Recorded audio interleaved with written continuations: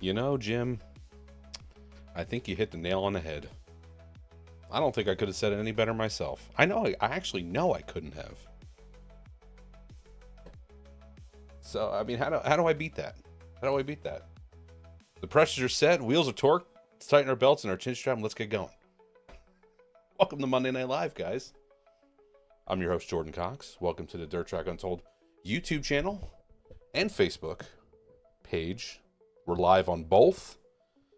We actually have some decent amount of racing to talk about this week, so I'm glad hopefully everyone's here. Everyone's excited about what went on this past weekend, whether it was with the Dirt Track Untold team or it was your own drivers at your own local racetrack. Whatever you had going on, we had some decent racing. Actually, I shouldn't even say decent. We had some great racing this weekend. We're going to talk all about it. We're going to get into it here. Guys, let me know that you're here. Say hi. Drop a like. Whether it's on the YouTube or on the Facebook. On the YouTubes or the Facebooks. Let me know you're here. Jim, buddy, thank you. I love that. That's fantastic. That might be my intro from now on. We're going to test it out. We're going to test it out. We like it. But how you guys doing? Monday nights. Mondays are tough, but we're here. Colossal, hello from PA. How you doing? How we doing? Oops. That's not what I wanted to do. I don't need to see my face that big.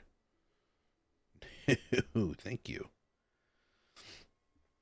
Nicholas, hey, how you doing?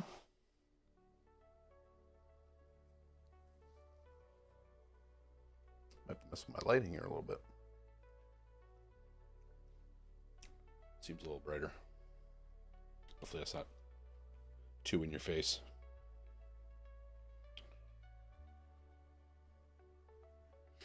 All right, let's get into it here. Guys, I appreciate you stopping in, saying, hey. Yeah, it was a good racing this weekend. We had the modifieds. We had our Mud Turtles racing at Port Royal.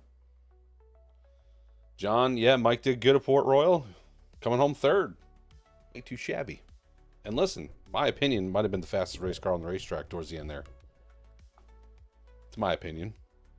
I'm allowed to have it. Might have been the fastest race car on the racetrack there at the end. Guys, also, if you are, guys and gals, if you are also admiring my t-shirt. Sorry, I got to get into an area where you can actually see it. And my microphone. Let's move the microphone out of the way. It's the new shirt for Mike Mahaney. Very World of Outlaws Sprint Cars 2001 for PlayStation 2 vibey on this thing. And I love it. Hold on. I think I can do this without pulling my headphones out. Nice design on the back. Love it. Guys, get this on Mike's website. It's live now. Love this shirt. Already digging it. I gotta wear it in a little bit, but you know, do some stretches. I gotta work on something in it. But loving it. John says he did better than the record guy. We're gonna watch that. I got it queued up. For anybody who doesn't know what that means. Shoo, buddy. All right. Let's get in. Let's dive in because we're going to get into the good stuff here. We'll start off with all the national stuff. That seems to be kind of how the trend of how I do things. So we'll start with the National Series stuff. We'll start off with the World of Outlaws. They were at Kennadale Speedway this past weekend.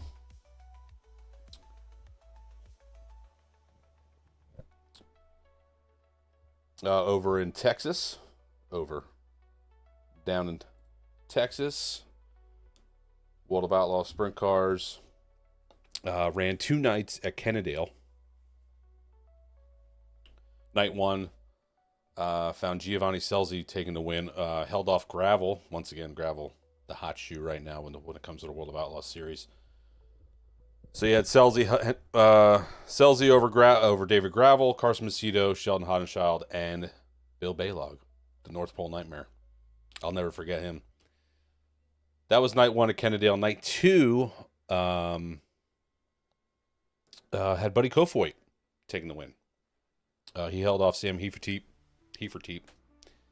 and Giovanni Selzy. Logan Schuhart was 4th, and David Gravel came home 5th. Those were the 2 nights over at Kennadale Speedway. Nifty little racetrack, that little Kennadale Speedway. Watching the highlights, this is from night 2. Very silver, and we're talking about World of Outlaws Sprint Cars, the video game. Gave off very Silver Dollar Raceway vibes. I mean, neat little racetrack. There's walls there as opposed to Silver Dollar Raceway, or Silver Dollar Speedway. But the first night, it was very slick, so these guys were all around the bottom, but still put on a good show. And this night, you can see the track had a little bit more bites. They were kind of up here, down here, up here, down here, and put on a good show. World of Outlaws always put on a good show. But Jen and Butch on Facebook say we're in the house. Good. I'm glad you're here. Thank you for coming. Colossal. It was on our local news last week that Selinsgrove Speedway might be closing. Just wondering if you heard anything. I actually haven't heard anything. We'll tap into that, Colossal, because I haven't heard anything. We'll go into that a little bit. So you have the World of Outlaws. The highlight video here showing Buddy Kofoid getting the win on the second night. Again, they put on a good show. Next up for the World of Outlaws, they'll be finishing up their 2-week stay in the state of Texas. They'll be going to the Cotton Bowl Speedway on the 21st and the 22nd for the Federated Auto Parts Texas Two-Step. I love that. I love that. So we're going to move on to the World of Outlaws late models. They got some racing in this past weekend. Only one night. Their second night was canceled due to rain, but their first night, Bobby Pierce ended up picking up the win over there at Smoky Mountain Speedway in Tennessee. So it was Bobby Pierce over Jonathan Davenport, Nick Hoffman, Dale McDowell, and Devin Moran. Good show. Nifty little racetrack, little slick, little dusty, but they put on a good show over there. And it was good to see the late models get some action in, even if it was just for one night. But they put on a good show as always. Next up for the Outlaw late models, they'll be coming back this upcoming weekend with the Battle at the Crossroads at Swainsboro Raceway. Nifty little highlight here when it comes to the late models. Like I said, their second night at Smoky Mountain was rained out. A lot of storms down in that area, down in the Tennessee area where they were racing. I know I think they actually had some tornadoes touch down in that area, so they were fighting off winds, rain, and the tornadoes, Twister style. So Bobby Pierce ended up picking up the win there.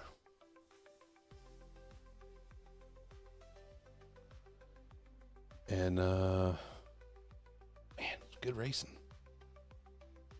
Even on this little slick track there, man, he put on a good show. Next up, we have the High Limit Series. The Sprint Car High Limit Series was finally kicked off. They also were dealing with some weather issues. Their opening night got postponed to. They tried to run it. Was it the next day? As you can see, Ty Gibbs went for quite the ride. Thought I would get to that a little quicker. Ty Gibbs went for quite a ride down at Las Vegas Motor Speedway with the High Limit Series there. That was his first run in a sprint car. I don't know in how long, but you can see he just missed. He zigged when he should have zagged. You know what I mean? Sometimes it happens. but he walked away. He ended up obviously running the Cup race the next day. But the opener for the High Limit Series got postponed due to weather. Their postponed date got pushed and canceled from the weather, so they just went all out on the last night for 25 grand over at Las Vegas there. Really good racing. Corey Day, Larson, Rico was up there. Came down, unfortunately. Came down to, and well, Darren Pittman was up there as well. Sorry, I jumped a little bit ahead. Darren Pittman led a majority of the race. Unfortunately, the race came down to some fuel mileage, which was unfortunate because all these guys were racing really hard. Pittman had probably the car to beat. He led right off the get-go, so I mean, you can see him in the Kreitz 69 up there ahead of these guys.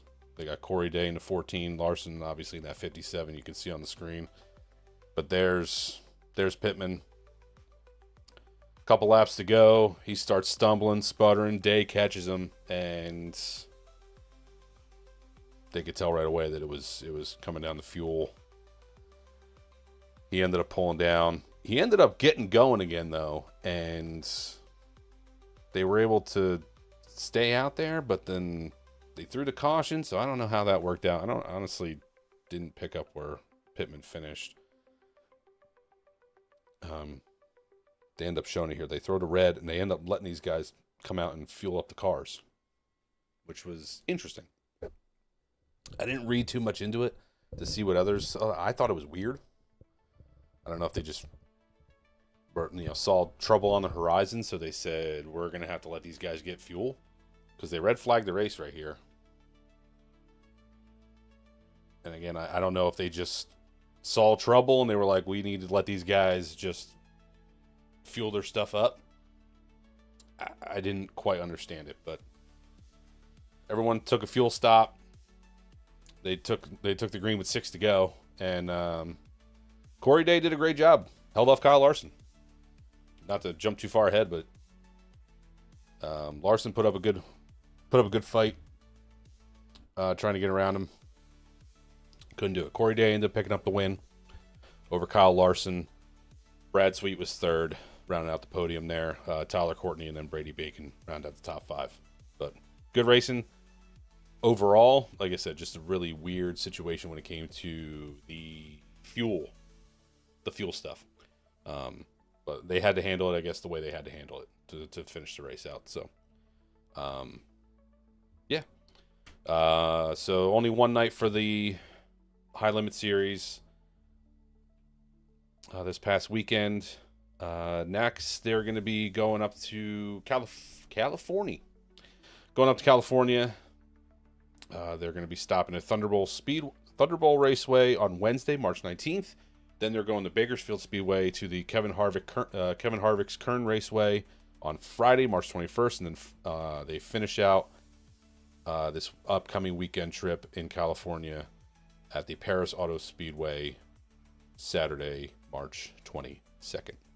So Thunderbolt, Harvick's Kern Raceway, and Paris Auto Speedway for the High Limit Series this upcoming week and weekend. Now, just a reminder that merch that you're seeing, my lovely frame sport, is available on Mike Mahaney's website. You can also pick up Billy Pauch Jr.'s merch, I believe, on his website. Don't forget, you can also join Club DTU. Any new merch that's coming out, those members get first dibs on that stuff. Club members also get early access to content that's released over here on YouTube. And also the Dirt Track Confessions podcast. You will get early access to that as well. The link is in the description if you want to head on over to Patreon and join Club DTU. So check that out. Now, we're going to head into the last sprint car stuff I have before we get into our fabulous Mud Turtles. We have the Lincoln Speedway ran this past weekend. Got the 410s here on the screen for you.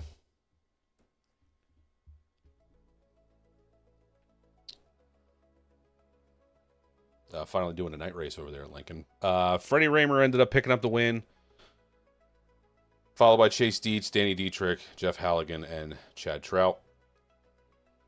Another good race over there at Lincoln. They kind of got swallowed up by some red flags. Got some guys went for some tumbles.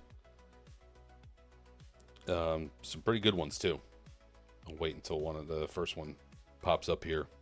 On the 358 sprints were also on hand at Lincoln Speedway over there in Pennsylvania, and Frankie Herr ended up picking up the win in the 358s.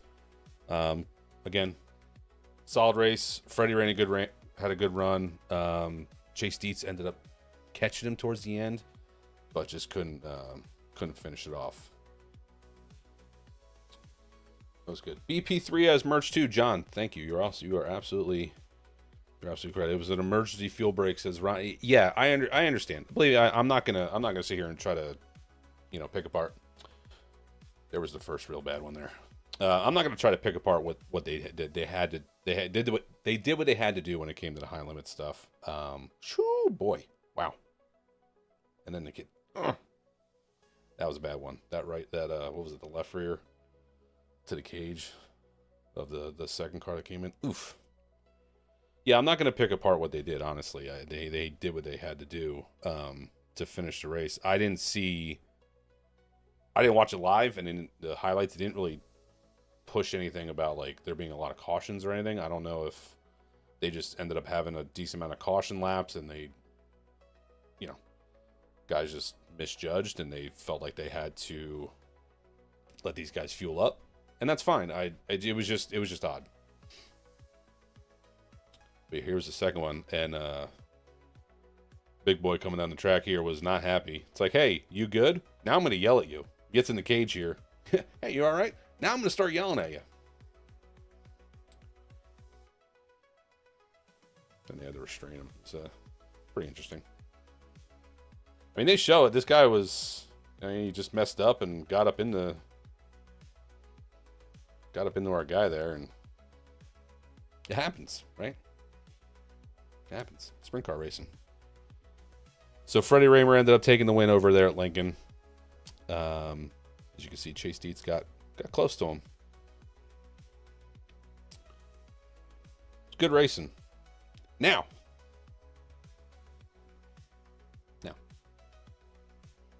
before we get into the highlights from Port Royal with the Short Track Super Series, we're gonna put up here what I'm calling. Hang on a second here. I'm gonna put the video back up.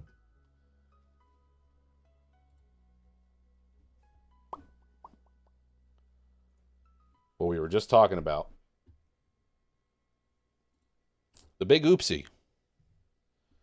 I'm going to call it the big oopsie of the week.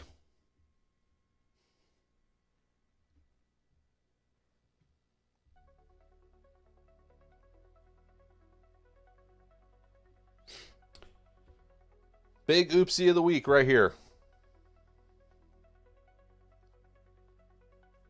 As you can see, that tow truck is about to go for a ride. It's already halfway through the ride. Poor Jesse Libby was just the poor crate guy that just happened to be in the path of the tow truck when they decided that they wanted to cross the racetrack while hot laps had just started.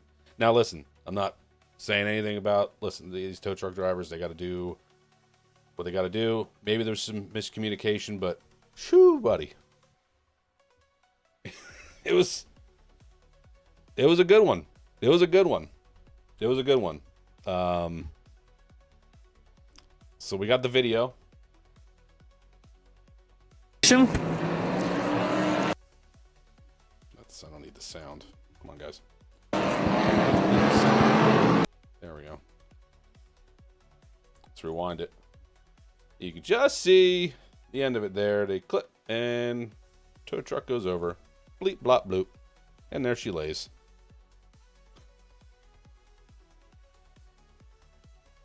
Right on the side. Right on the side. So from what I understand, crate boys were told to get wound up for hot laps, and tow truck, I don't know if somebody in the corner was waving him down, and the other guy was waving the crate boys to get going to get her wound up for hot laps, and he shot across the track, and just was like, I'm gonna just make a hook into the infield here, and again right in front of the 9 of Libby, and yeah, as you can see, the chaos ensued, and from what I understand, Libby's car was pretty tore up. Like, I heard that it bent the front clip, but I don't know if that's true or not. I don't know, Jesse. I didn't reach out at all. But from what I understand, it was not great.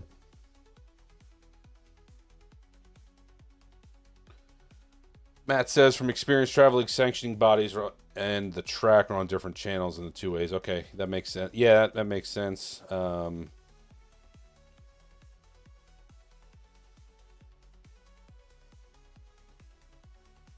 Yeah, it's unfortunate. It's an unfortunate situation, you know what I mean? And all I have to look at is this picture, and you can follow my mouse. See, my mouse is in the middle of the screen. All I have to look at is Chris Moore right here. That pretty much describes it. Hands on the head. Oh no. Pretty much describes the whole situation. But glad to hear that everyone was okay from the whole incident. Again, unfortunate for Jesse Libby that he's got a tore up race car from it. You know, it ended his day before it even got started on Saturday. So unfortunate circumstance for him. Hopefully they can get their stuff figured out and get everything back together. Sucks, really does.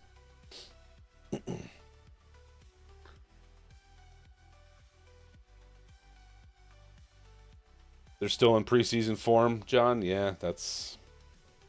I guess that's what it comes down to, right? They're still working out the cobwebs. It sucks. Listen, I shouldn't laugh too much about it, but it's a crazy incident. Again, I feel bad for Libby, and the tow truck guy who made just made a mistake, but makes for one hell of a highlight. Oh yeah, his eyes went this big, and he was like, "Oh damn, this is bad."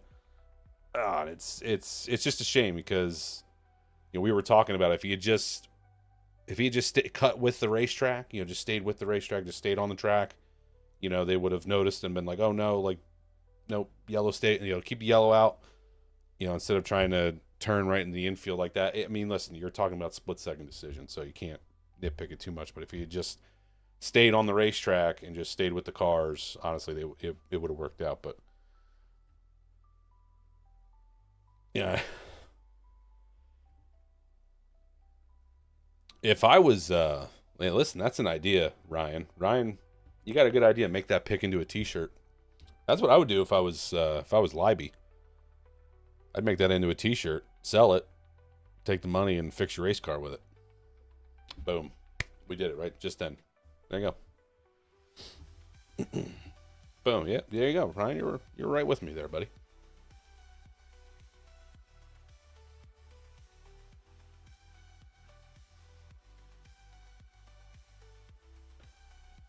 Try.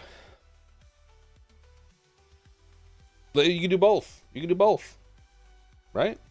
The tow truck guys can use it for them. The race team could use it for them. Either or.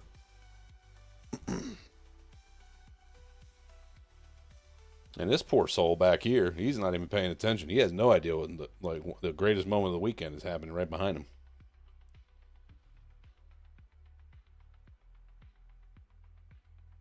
Oh yeah, yep. I see Allison sitting there. Yep. Yep. Crazy, right? Anyway, let's move on. Again, that's your big oopsie of the week. Hopefully there's not too many more of those. Let's get into some Port Royal highlights here. Let's just get the video rolling. Let's get it rolling here. So we'll talk about the qualifiers on Friday night. I'll get those bad boys pulled up here. Cha-cha-cha-cha.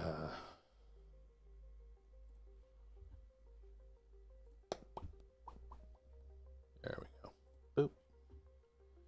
And we're back at it.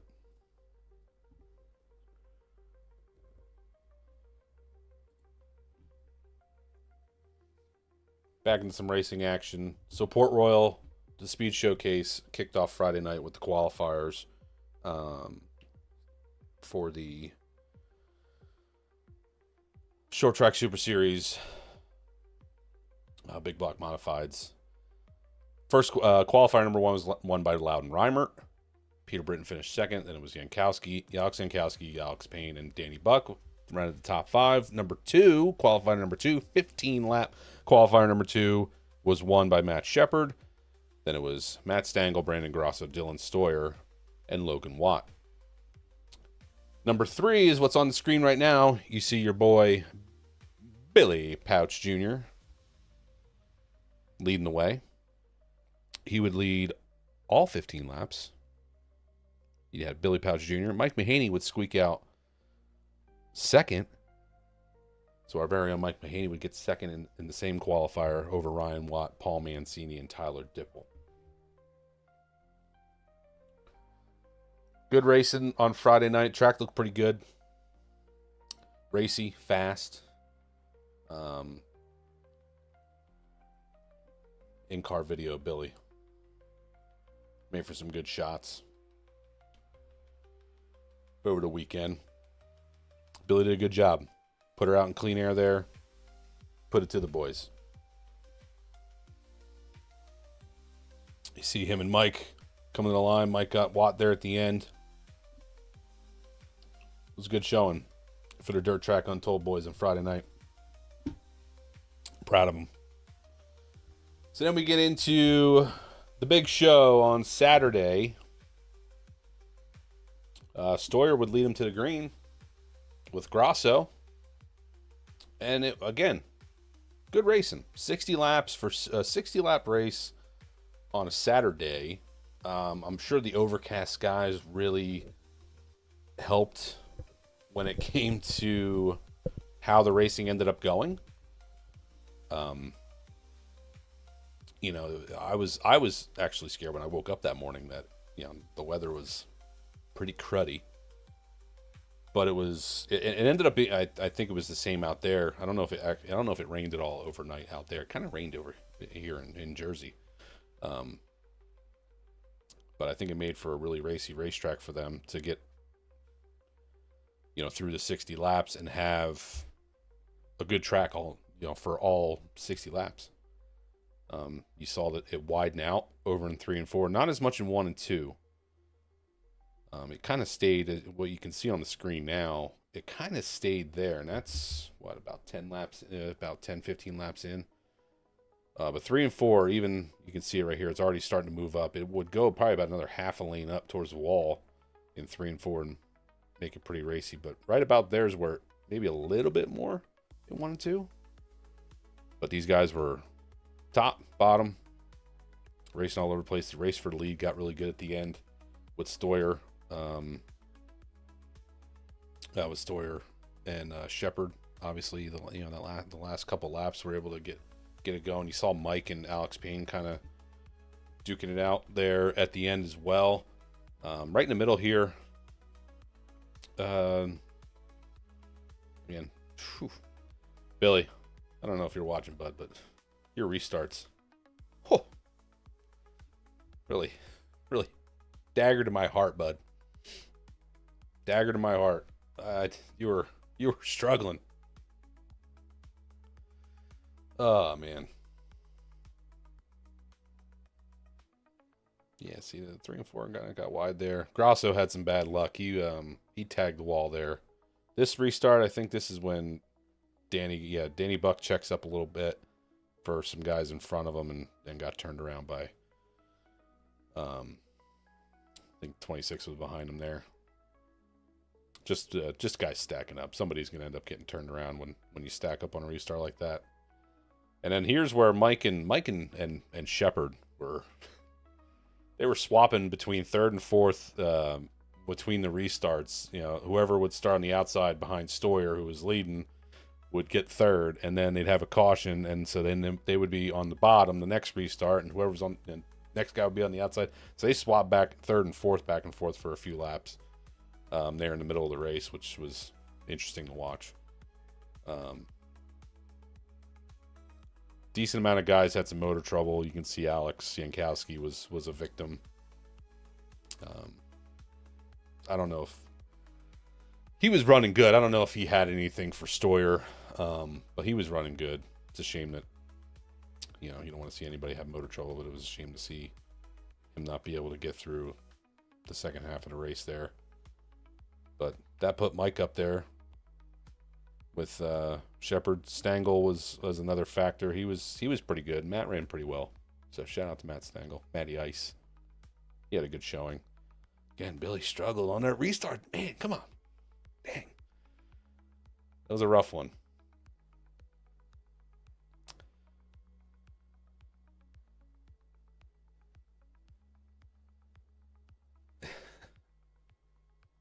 Oh, the guys in the truck. No, I think they had it pretty well figured out. Yeah, the 15 laps. Yeah, K9. The 15 lap heats were cool. Yeah, I liked them.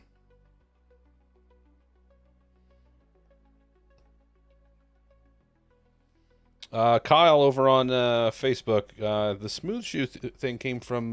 It's like a play on his dad's nickname. If I know anything, I don't know much, but I think it's a play on his dad Jim's nickname from his racing days.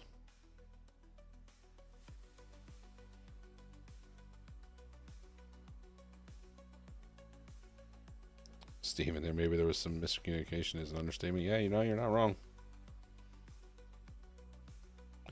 Jeff, yep. 35 boys ran good. The only trouble they had really was on the way home. Tire going flat on the trailer. Right?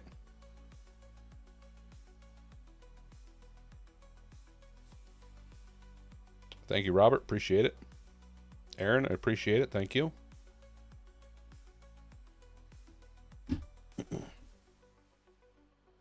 Nicholas, Mandee said that morning was, yeah, it makes sense. It was probably a little misty over there. But here it is, battle at the end. Shepard threw a haymaker. Stoyer did a great job crossing that back up and then running down on the bottom, down on the 1 and 2 and crossing them back up. It was weird that Shepard couldn't get back to him. You know, right here, he couldn't get back to his door, so he had to throw a slider kind of late, and Stoyer was able to just hold his ground. When you can't get back to the guy's door on the straightaway, it's tough to try to make that slider back into the corner. He has to do it so late, he was never going to make it, or he was going to have to really just do something bad to Stoyer to get by him. Dylan did a great job. He did everything he had to do. The only real, I don't want to call it a mistake, but was on the going into 3 and 4 here on the last lap. The only thing he really did wrong, in my eyes, was he went to block a slider that was never going to come. So he ran the bottom and then just slid himself up the top, and all that did was give Matt a shot at him on the bottom. But you don't know. As the leader, you don't know. But Dylan did a great job. Like I said, that's the only thing he did, wrong, was he didn't have to. There was nothing to block there at the bottom. But he did a great job. So congrats to Dylan on the win there. I like his line of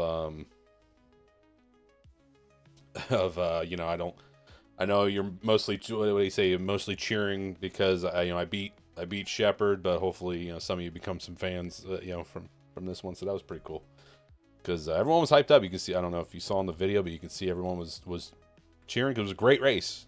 Great race. Like I said, Dylan did a great job.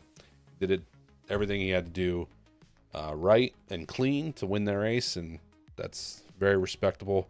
I know Dylan's been doing it here for a little while and has been doing a great job, and good for him. Really, give a little attaboy. That's a big win for him. His first short track Super Series win is what they announced. So next up for the modifieds up here in the Northeast, they got 60 laps over at the Bridgeport Speedway or Bridgeport Motorsports Park, whichever you want to call it. For the Doug Hoffman Memorial, the modifieds will be running 60 laps for $6,060. The Sportsman will also be on hand for 44 laps for $4,444, with the wingless sprints in the 4 cylinders on Saturday. That is a short track Super Series race for both the modifieds and the Sportsman. I've been told just Billy will be there for Saturday. It is a short track Super Series South race. Bridgeport is running Friday and Saturday. Friday they have the Mid-Atlantic Sprints, the 305s, running with the street stocks and the 4 cylinders, and then Saturday they have the short track Super Series show. So, results from, I didn't even go through the results for Saturday. Dylan Sawyer was the winner. Matt Shepard was third. Mike Mahaney.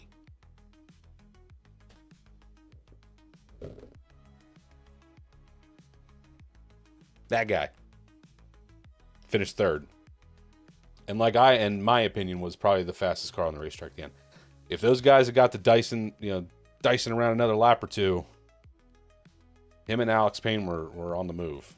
I think if Alex Payne didn't, if him and Mike didn't get the race, and Mike could have actually gotten up there and maybe taken a shot at one of those guys.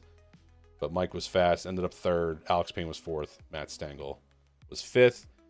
Billy Pauch Jr. ended up finishing eighth. Solid eighth run. Again, restarts, buddy. Restarts. Again, I'm not picking on nobody, but solid weekend for the boys. They should be proud of their racing this weekend. Jim says, podium of the 3 tall men. You ain't kidding. I liked how in Victory Lane, I just want to throw this out there. I liked how in Victory Lane, they were, Mike came up to take the picture. It was right before I turned it off, right? They had Stoyer and Shepard there, and Mike walks up and congratulate. I see Mike congratulate him and stuff, and then they're starting to take pictures. And I see Mike organize all the stuff.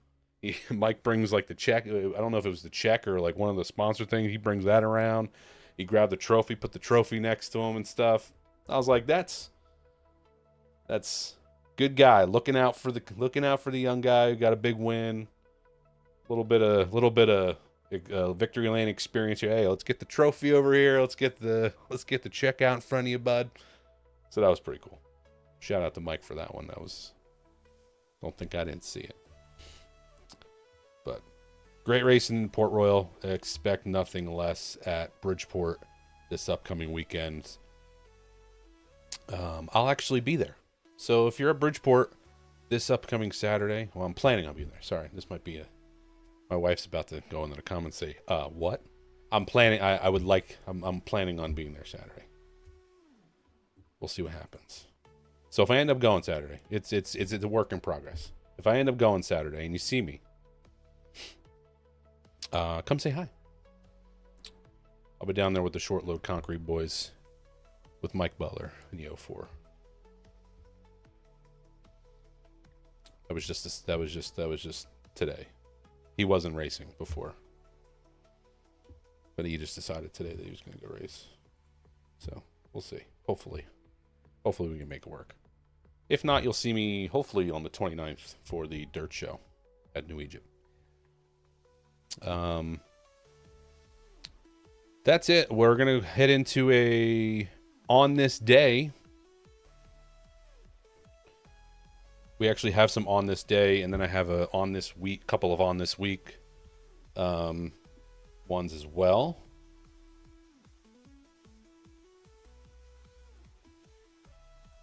So on this day in 2012, so March 17th of 2012, over at Sealings Grove Speedway, ROC Series Icebreaker Big Block Race won by none other than Billy Pauch, the man himself. Guy who started all this over here. So that's what, 13 years ago today, on the 17th. Billy Pauch would pick up the win. The Race of Champions Series over at Sealings Grove. 2018. This March 17th of 2018. So 7 years ago. Short Track Super Series in Georgetown Speedway. The Melvin Joseph Memorial was won by Ryan Watt. Our very own Billy Pauch Jr. finished 5th. And Billy Pauch finished 8th. And on this day in 2019, so 1 year later, at Georgetown Speedway, it was a Sunday race that was postponed from Friday. It was won by Dwayne Howard and Norm Hansel, 357 car. That's the on this day, March 17th. Now we're going to go into a couple of on this weeks just because I thought they were cool and I didn't want to pass them up. On this day tomorrow, the 18th, back in 2001, so March 18th of 2001, over at Williams Grove Speedway, they had a 358 special show for the modifieds. The winner was Craig Von Dorn, and our very own Billy Pauch finished 10th. So in 2001, so we're talking, what, 24 years ago? Right? 24 years ago? At Williams Grove, Craig Von Dorn picked up the win in a modified show at Williams Grove. And then 2 days from now, on the 19th, on this day, back in 2000, so 25 years ago, 358s ran at Williams Grove again. And the winner was Kenny Brightbill. And Billy Pauch finished 6th. So there's your on this day, week, day, couple days, for this upcoming week. A reminder that tomorrow, Tuesdays at 5 o'clock, the Dirt Track Confessions podcast drops with Mandee. This week she had Doug Rose. So speaking of Bridgeport Speedway coming up, we have the owner and promoter of Bridgeport Motorsports Park, Doug Rose. He is on the Dirt Track Confessions podcast with Mandee. That'll drop tomorrow at 5 p.m. Eastern Standard Time, so check that out.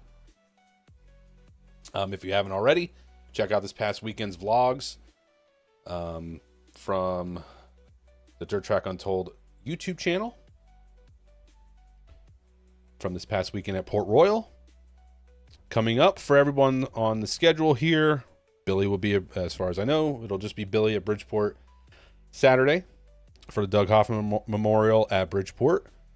Then Billy will be at Georgetown on the 28th.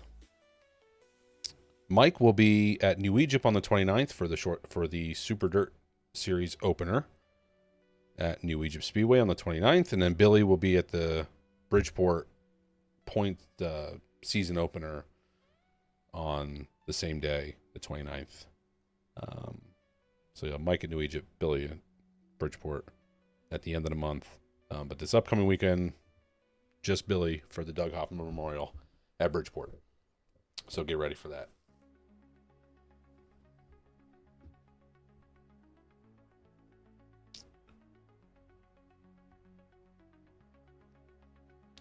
Jeff, I have to agree with you over on Facebook here. Jeff, I have to agree with you. Too bad Port Royal is in Central PA. That is the best track in the Northeast by far. I still have yet to be. I want to go so bad. Wanted to race there last year, and of course the show I was going to go to got canceled. So didn't have a chance to go. Wanted to do it all in one shot. Go and race. Didn't have the opportunity.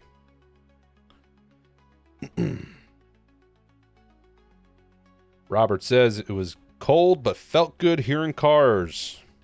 Appreciate it, Robert. Robert, 70 car, yep. Should be a good race. Yeah, I think so too, Aaron.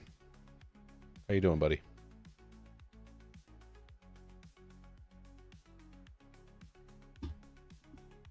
Aaron, get out and support the local short tracks. Absolutely, bud. Thank you, Aaron, for a reminder.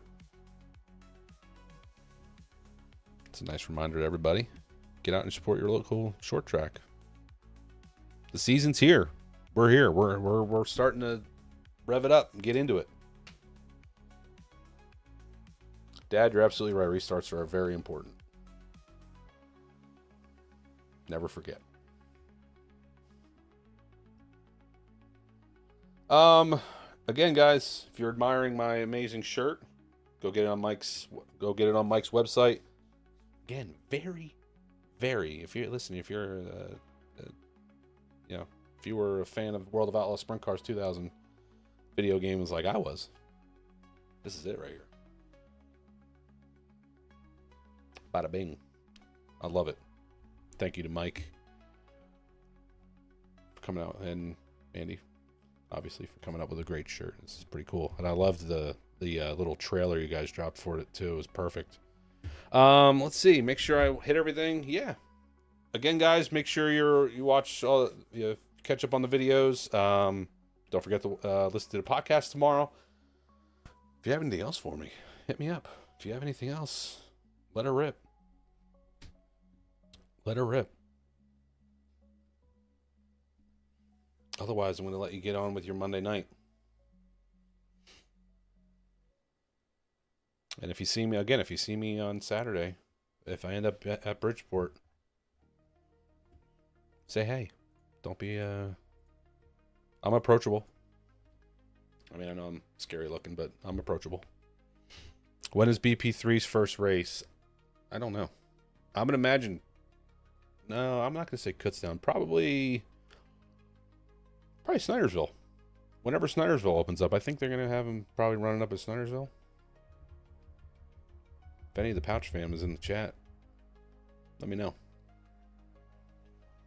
Or text me and I can tell everybody. But that's going to be my guess. I think Kutztown is a big, is probably a big goal. I could be wrong, but I would imagine maybe some stuff up there at Snydersville.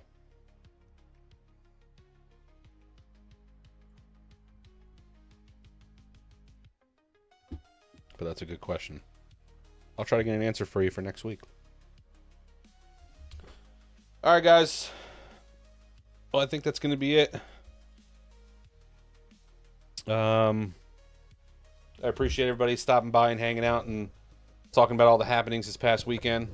We're going to have more to talk about this upcoming week with Bridgeport happening and getting some racing over there. Hopefully, I'll have boots on the ground myself and can talk a little bit more about it. But yeah, again, thank you all for hanging out with me, and yeah, that's gonna be it. Appreciate y'all. Thank you for joining me, John. Thank you for the reminder. For everybody, hit the like button. Tell your friends. This stays on the channel, so if anybody missed it, remind them. They can come back and watch it. It stays live. It stays on the channel here, so they can watch it just like any other video. They can skip through all my ums and ehs and I don't knows. Just get right to the stuff where we're talking. But again, I appreciate you all hanging out with me on a Monday night, taking some time and saying what's up. And yeah, we'll get into it here. We're getting into the thick of the race seasons here, so we're going to have a lot more to talk about coming up. Again, thank you guys. And go out, support your local racetrack. And I'll see you at the racetrack. Have a good night. See you guys.